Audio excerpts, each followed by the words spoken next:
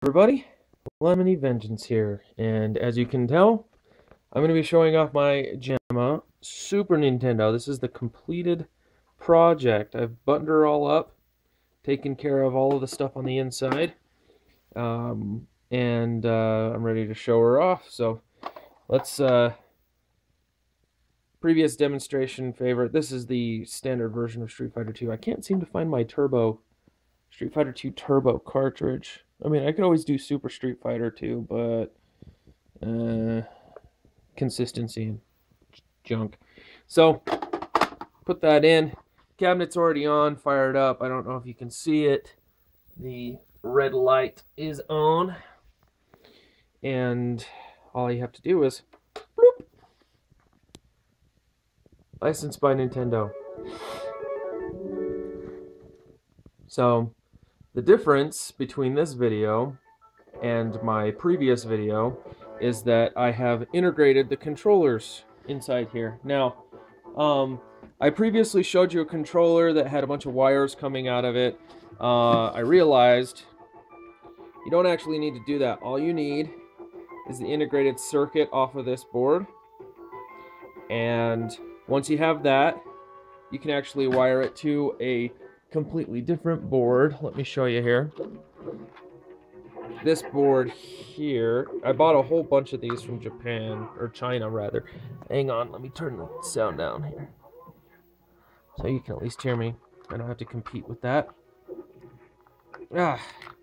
So I bought a bunch of these boards. What they do is they convert the surface mount to and this is the side that you're going to want, but it converts surface mount to dip, which makes it a little bit easier to work with. These holes, these through holes, are a little too small for anything. So what I used was ribbon cable from a old floppy drive or IDE cable, and wired the holes up here.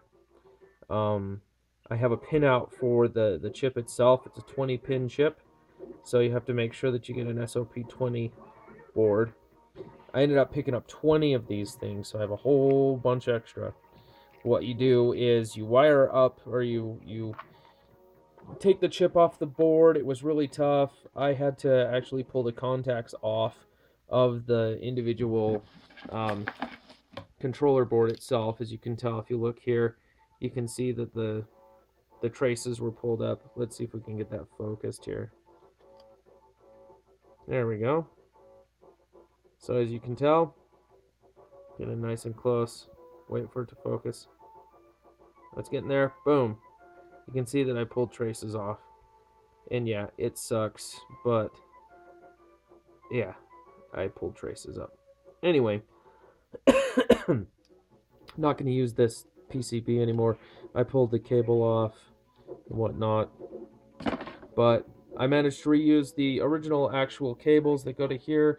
I soldered the wires to their corresponding pins behind the controller PCB interface here. I actually used double-sided tape, so they're on the top part or the bottom part underneath the JAMMA edge here. I've got pictures of that I'm going to be putting up in the tutorial that I make.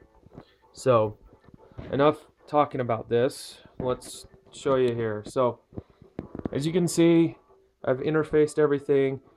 This is Y, X, B, A. This is L, and this is R. So, we'll press start here. We'll go to option mode. Oops, press start. So, I mapped the controls to match the controls for Street Fighter itself. So this is JAMMA 1, JAMMA 2, JAMMA 3, and this is kick 1, kick 2, and kick 3. The select button I set up as the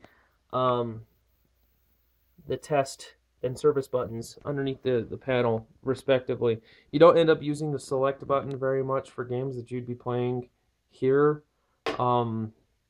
So, I mean, if it's something that you were to use, you could wire it up differently. Or if you want me to make one for you, I can wire it up differently as well. But Excuse me. So anyway, yeah, that's controls. Let's go ahead and back out here.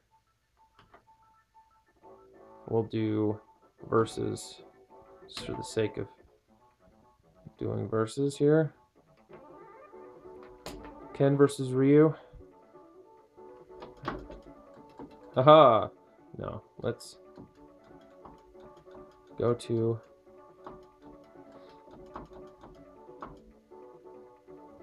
Vega. So, as you can see, back up here.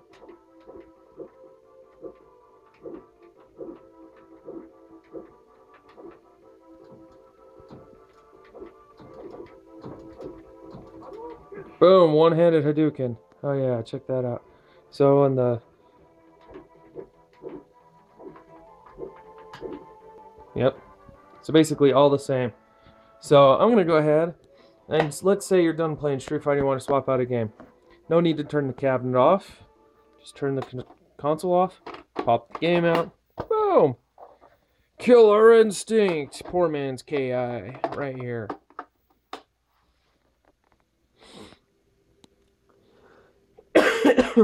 Now there are some games that aren't going to have the same mapping as Street Fighter. So we'll get into the menu here. So you'll see that the default controls are different rather than it being X or Y, X, L, BAR. They're flipped around, so you actually have to go through and make the changes yourself. As you can see, the colors are, it pops. It just absolutely pops. So, I mean, if you X, L, A, or BAR. So,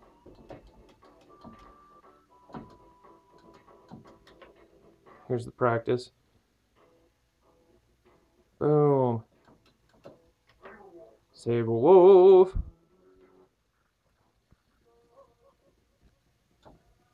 So, let's see if I can do a combo.